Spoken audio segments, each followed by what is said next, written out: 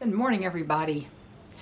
I'm gonna clear my throat because of that storm Ian that blew all the pasture grasses that had gone to seed all over the place.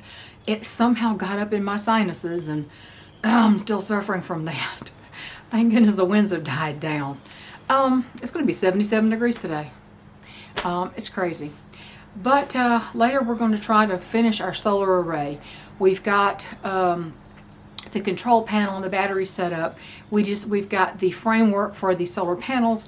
We just need to get them up there, and it's kind of been difficult last couple of days because it's really hard on my husband's back. But you know, projects take us like 10 times longer than it does a lot of people, but we get it done eventually. And of course, with all the talk about grid down lately for various reasons, we certainly want to get that finished. And we may do a second solar array, in spite of the fact that I'm going to have to spend a lot of money on my roof. You know, I can't help it. It is what it is. But we're going to talk about chickens today, and we're going to do that in spite of the fact that the government just purchased, I understand, about $290 million worth of anti-radiation meds. I assume iodine or something similar. I don't know I don't know what else they use for anti-radiation. That doesn't sound good, does it? And in spite of the fact that, to my absolute horror, they have allowed the Chinese government to set up a police station in New York. What? They have allowed a foreign government, an enemy government, no less, not an ally, but an enemy, to set up a police station to, excuse the weird bird, to monitor, I think it's a wren, to monitor their own citizens, to keep their communist thumb on their citizens in other countries. They allowed them to set up a police station in our country, in New York. What the hell? You can bet that we don't have a police station in Beijing. So, in spite of all that, we're going to talk about chickens. Let's talk about that. We can't do anything about any of the other stuff.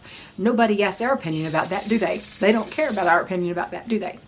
We're going to talk about molting chickens because, quite frankly, that's what I'm dealing with at the moment. It's a good thing we're having a little bit of a warm spell. You saw Jill in one of my videos, how naked she was. Well, another one and one of Hector's girls is blowing her feathers too.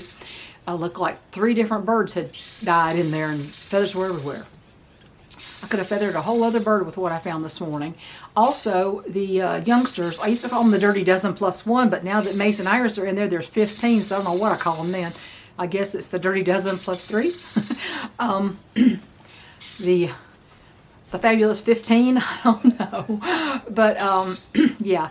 They are losing feathers like crazy. Lots of white feathers. So it could be any of the Easter eggers. That could be Luna and Bee. Any of the splashes. Although Scarlet is still laying every morning. Scarlet's on that nest.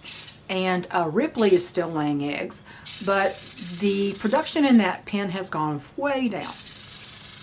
A lot of people are not aware, if you don't have chickens or don't have birds of any kind, you're not aware that birds molt. They lose their feathers and replace feathers with new ones about once a year.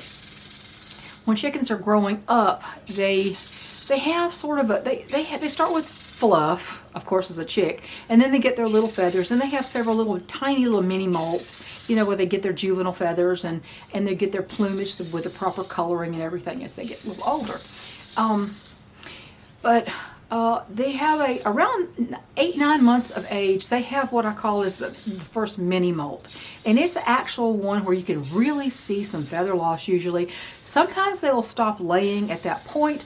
Sometimes they'll slow down. Sometimes they'll quit laying. Sometimes they'll actually lose a little bit of weight. Not all, and a lot of times you might not even notice it that much at the 9-month molt. But the first big molt, the first real one that you really notice is what my youngsters are going through. The Fab 15 are going through. Well, not Mason and Iris because they're too little. They're going to be 15 weeks old in a couple days, but the Dirty Dozen plus 1, they're going through their first real true molt. That happens at generally around 18 to 20 months old. Sometimes it can start a little bit earlier. I have never seen it start later. I've seen it start a little bit earlier, and they don't do it all at one time. And there's different types of molters. Some of them blow all their feathers at once and have a bare back, like my big Buff Orpington, exhibition size Buff Orpington Rhode Island Red Cross, Meg, who was with my Orpingtons, my Blue Orps. Put a picture of Meg up here. She'd lose everything on her back from head to tail all in one night, and just be totally bare, and then get it all back. And some molt like that, and some molt all over, where it's not as noticeable. You realize they're getting kind of raggy looking, but you don't realize that they're just losing everything. And there are fast molters and slow molters. Fast molters are generally what you really want. Now, you can't really control that. It's just the way it usually is. A fast molter, one that molts very quickly, loses everything, gets it all back quickly, is one that goes back into egg production much faster. A slow molter may be out of production much longer than a fast molter. And I think a lot of that, there's a genetic component to that. So if you breed from a fast molter, you could get more fast molters. I don't know if that's guaranteed. A lot of genetics are not 100% guaranteed in that regard. But traits that you want to select for, you generally breed those birds. Now the molt. If you have them on a regular layer feed most of the year, God forbid you should only be feeding them corn scratch, because that's very inadequate nutrition, protein wise. It's too much fat and too little protein most of the year, and no calcium. If you have on regular protein levels most of the year, at the time that they begin molting, I generally would like to raise their protein, because I've had to recently change from a 22% layer year-round, which is always adequate protein, to a 16.5% when they changed the formulation of my normal feed I'd used for many years. I went to the non-GMO. They're non-GMO, no soy, no corn. I don't like the no corn part, but no soy is fine with me. I much prefer no soy. We have too much soy in our society, for humans too, because I've had to do that to keep the animal protein portion of the feed intact. And that has animal protein in that particular brand, and the one I was using, they took it out when they reformulated it about a year ago, and hence, just not, the quality of protein is not as high. Plant protein is not as high quality protein. Chickens are omnivores. Yes, they eat bugs, they eat seeds, they eat grains, they eat animal protein. I am now trying to supplement a little bit with different things. I'm trying to let them get out on range and eat whatever bugs they can find. There's a lot of crickets out there right now still. It's not gotten that cold yet. And my Atlas, God bless my Atlas. My oldest barred rock rooster, he's the longest lived ever large fowl barred rock rooster I've ever had. Atlas will be 9 years old in the spring if he lives through the winter. I kind of doubt he's going to, because he's already had that one episode, but he's elderly, and he's in a full-on hard molt. He's now growing his feathers back, but he's lost copious amounts of weight. His keel, which is the breastbone, the keel, he has no meat on that. He's lost so much weight, but he's also elderly. So I started getting him, in fact, I would give him his normal scratch grains, which the scratch grain I feed is actually a gamecock conditioner. It's 16% protein on its own. It has like 13 or 14 different grains in it. And it has some little pellets in it that are animal protein. That's their scratch. I spend extra to get a really good quality scratch grain to use as a scratch grain. Chicken crack, chicken cocaine, because they love it. But he actually was kind of off his feet, and he wasn't even showing enthusiasm for that. So one day I said, I want to take Atlas some scrambled eggs, because some soft food, some warm food that maybe he'd like to eat and might pique his appetite a little bit. And I got a little bowl, and I put in 2 regular Easter egg or eggs and 1 of the bantam eggs, and I scrambled those up, and I put in polyvisol vitamins without iron, no iron in that. So regular eyedropper baby vitamins. Has A, C, D. It doesn't have E. So, and then I squeezed a vitamin E capsule in there, gel cap in there, and put a little bit of probiotic in that egg. And I set it down in his pen, thinking he would eat a little bit, and I would come back and get the rest and give it to someone else, like Jill, who was molting badly at the time. And when I came back, he'd eaten the entire bowl, all by himself. He ate 3 eggs, all by himself, and was looking for more. And I thought, wow, his body was really craving this extra animal protein.